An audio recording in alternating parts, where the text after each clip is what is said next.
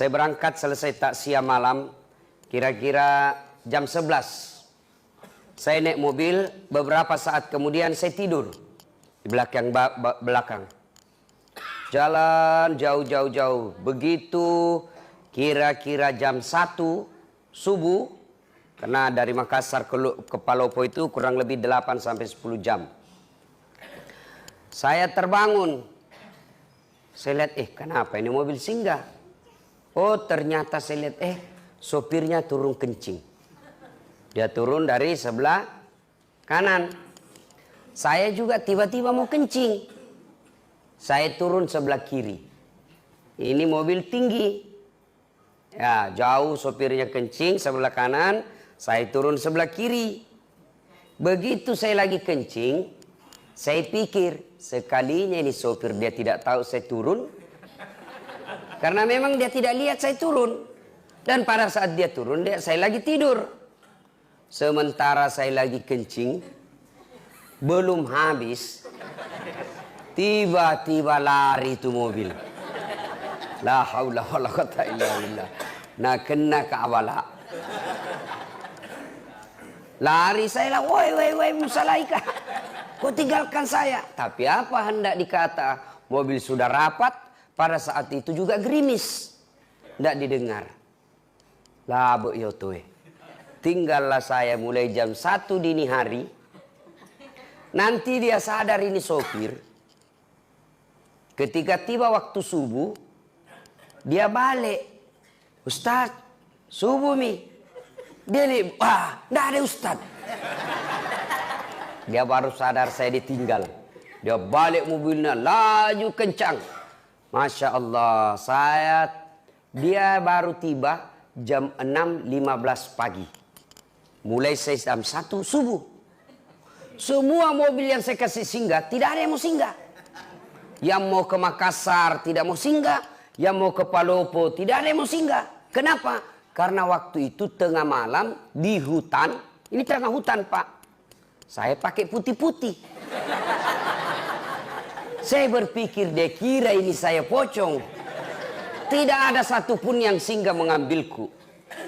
Ya, jam 6:15 baru dia singgah di tempat saya. Saya mau tinggalkan tempat itu. Saya bilang nanti dia pulang tidak dapat, Kak. Nak kena tonga bala. Salat subuh lah saya. Basah, Pak. Semua basah. Begitu saya sampai, dia tiba, saya mau bilang, saya mau siksa ini orang. Saya mau bawa ini mobil dia, saya kasih tunggu singgah di sini. Saya bilang juga, tidak enak juga, tidak manusiawi, balas dendam. Saya sampai ke rumah jabatan Palopo, wali kota Palopo. Tiba-tiba Pak Yudas, wali kotanya, dia bilang, Ustaz, bagaimana ceritanya bisa kita lupa koporta? Dalam hatiku, mak beli si sopir ini. Bohong lagi nih sopir. Ternyata saya bilang, bukan kopor saya lupa. Dia yang lupa saya. Ternyata dia lapor ke wali kota. Kenapa terlambat sampai?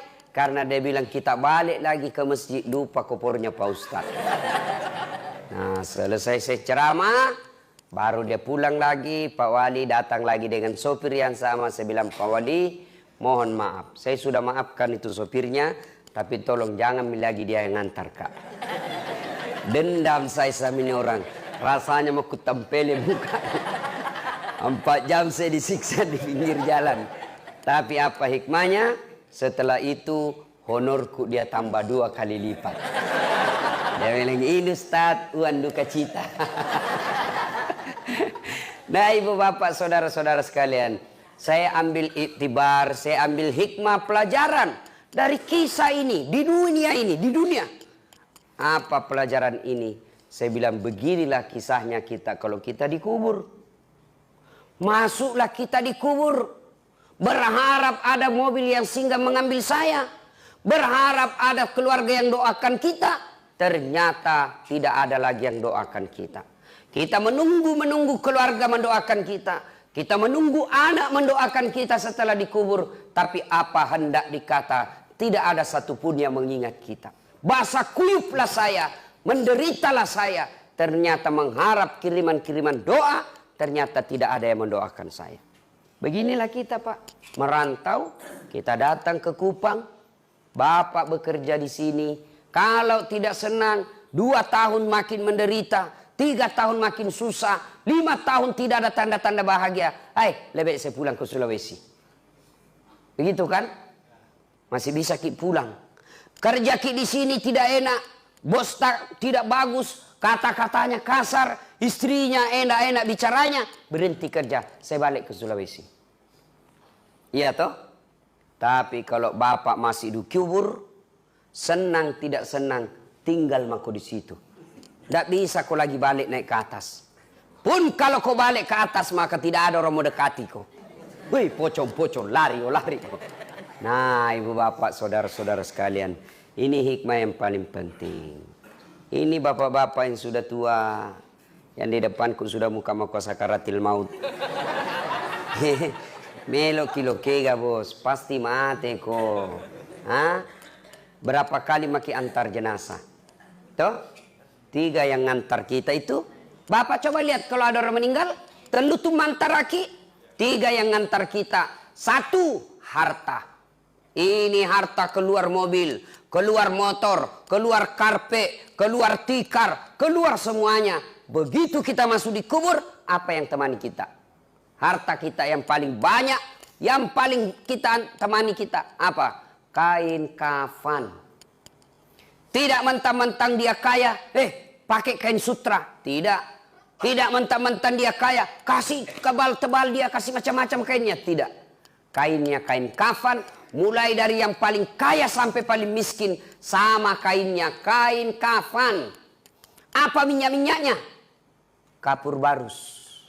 Iya toh? Tidak mentang-mentang dia kaya, pakai Bulgari, pakai Angelman. Tidak, pakai apa? Kapur barus. Lalu apa yang kita mau sombongkan di dunia ini? Meninggal, kain kita bawa. Tidak ada orang mentang-mentang dia kaya, Nabi bilang anaknya, kasih masuk tawa bapak PCD. Supaya tidak bete di kuburnya. Tidak bos. 2, yang mengantar kita masuk, menuju ke alam kubur, apa? Keluarga, anak, istri, handai tolan, sahabat, sepupu, ngantar kita. Tapi begitu kita masuk di kubur, mereka mau masuk. Mana mau itu tak nagoda ibu. Adindaku sayang, kemanapun kau pergi, aku akan mengikutimu. Gunung kan kudaki, lautan ku seberangi, masjid kau lewati. Iya toh, ibu-ibu. Begitu meninggal ibu, mau kira-kira suami tak masuk di dalam? Mau kira-kira? Jangankan masuk, kakinya saja tinggal 1 meter, ndak mau. Meninggal ibu, mata kanannya menangis, mata kirinya yang mana gantinya? Coba, ada temanku pergi haji, meninggal mendadak istrinya, masih muda, meninggal mendadak istrinya. Bengkak matanya. Dia bilang, Ustaz, rasanya ndak bisa melanjutkan hidupku ini. Separuh jiwaku hilang, Ustaz. Saya bilang hebat juga ini bapak ini. Barusannya aku dapat laki-laki. Sampai bengkak betisnya. Bengkak matanya. Ternyata beberapa bulan berlalu. Saya lihat dia jalan sama perempuan jogging. Muda, putih, cantik. Saya tanya, Haji, siapa itu? Nah bilang, yang baru Ustaz. Ayo. Yang ketiga, yang mengantar kita ke alam kubur, amal kebaikan. Inilah yang setia mengikuti kita, baik amal kejahatan maupun amal kebaikan. Kalau selama kita hidup, selalu banyak amal-amalnya, amal-amal ini yang menemani kita. Kalau kita tidak bagus amalnya, amal-amal ini yang menyiksa kita. Nah ibu bapak, saudara-saudara sekalian, begitu bapak masuk ke kubur, seluruh pengantar sudah kembali. Bahkan Nabi jelaskan, langkah kaki orang terakhir yang mengantar jenazah masih didengar, datang malaikat. Maka yang pertama ditanya bukan soal puasa, yang pertama ditanya bukan haji, yang pertama ditanya bukan zakat, Yang pertama ditanya sholat. Kembali, maka datanglah malaikat. Tanya, "Marrabuka, siapa Tuhanmu?" Langsung dia bilang ini orang, tunggu dulu, orang baru datang. Ini karena waktu hidup di dunia suka berdebat. Ini dia ini. Biar malaikat mau juga nak debat. Ya. Siapa Tuhanmu? Marrabuka. Ketuhanan yang Maha Esa. Langsung ditampelin. Ini bangsa Indonesia ini. Yang selalu bilang, saya Pancasila. Tapi tidak beres sembayangnya. Ini kalau baik solatnya, datang malaikat. Orang bagus solatnya. 5 waktunya terpelihara. Ada solatnya di masjid. Datang ditanya, "Marrabuka, siapa Tuhanmu?" Solat berkata, "Mundur kau. Waktu kau hidup kau rajin pelihara solatmu. Sekarang saya yang pelihara kamu." Kata solat, "Mundur kau, saya yang pelihara." "Marrabuka, siapa Tuhanmu?" Solat kita menjawab, "Allahu Akbar." Bila malaikat, tahu aja jagonya. Barusan ku dapat. "Man nabiyuka, siapa nabimu?" Dia jawab lagi, "Asyhadu Allah ilaha illallah wa asyhadu anna Muhammadar Rasulullah." Malaikat mungkar tambahi, tahu jagonya anak kakak SS ini. Akhirnya malaikat naik melapor kepada Allah, "Ya Allah, ada hambamu mati." Saya tanya, "Marrabuka?" Dia jawab, "Allahu Akbar." Allah berfirman, itu orang baik solatnya. Tidurkan dia seperti nikmatnya tidur pengantin baru untuk menunggu hari kiamat. Kalau baik sholat. Nah, ada orang juga cerita Pak, penjual gogos. Tahu juga gogos toh? Pulang takziah, dia cerita tentang kematian, takut dia.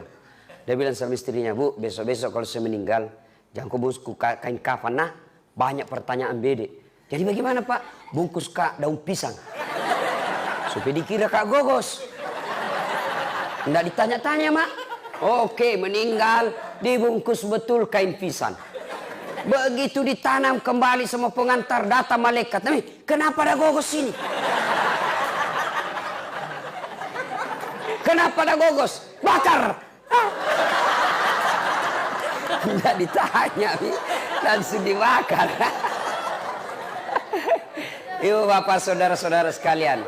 Nah, berikutnya, kalau masuk kita sudah dikubur, sepertilah saya tadi, menunggu orang yang singgah mengambil saya, ternyata tidak ada. Nah, ketika kita masuk di dalam kubur, kata Nabi, 3 saja.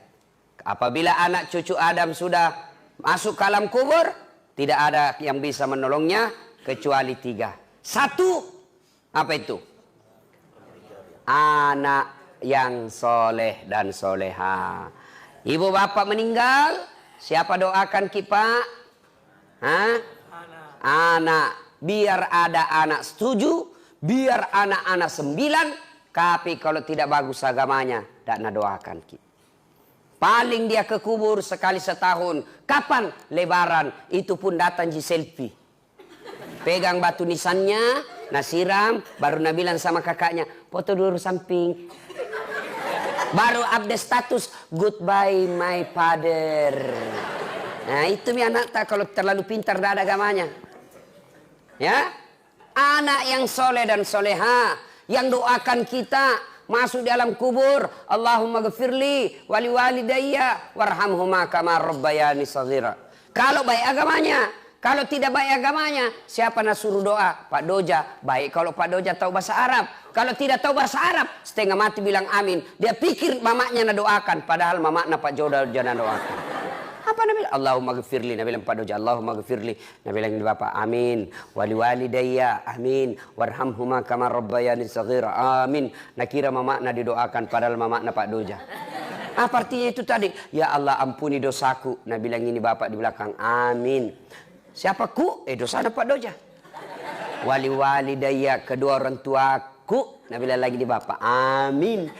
Ibu bapaknya Pak Doja. Sudah dikasih pisang sama uang, disuruh doakan mamaknya ada doakan. Nah, bapak saudara-saudara sekalian. Jadi yang paling habis waktu. 2 menit lagi. Yang kedua, yang bisa menyelamatkan kita Setelah anak yang soleh dan soleha, yang kedua adalah amal jariah. Amal jariah. Ya, amal jariah itu berupa apa? Satu, pembangunan yang bermanfaat. Bangun masjid, bangun sekolah, bangun jembatan, tanah dijadikan jalanan umum, rumah dijadikan tahfiz Quran, rumah dijadikan rumah imam. Itu amal jariah. Amal jariah yang ketiga, setelah pembangunan, anak soleh, pembangunan, yang ketiga apa? Ilmu yang bermanfaat. Nih dengar ceramah saya, save, sebar, like and share. Jangan lupa kasih subscribe. Nah, kalau bapak-bapak dapat ilmu, WhatsApp, broadcast, itu setan menggoda. Jangan ku sabar. Nanti dia bilang korang so alim. Itu setan. Sebarkan saja kebaikan. Kalau gambar-gambar porno, selama gambar porno itu yang kau edarkan beredar, selama itu kau dapat dosa meskipun engkau sudah di alam kubur. Termasuk ibu-ibu, bapak-bapak, saudara-saudara yang sebarkan foto-foto yang kelihatan auratnya, maka selama beredar itu fotomu yang kelihatan auratnya, selama itu kau dapat kiriman dosa. Ibu bapak, saudara-saudara sekalian, karena waktu yang terbatas saya harus ke bandara. Tidak mungkin tunggu kat pesawat, saya bukan presiden.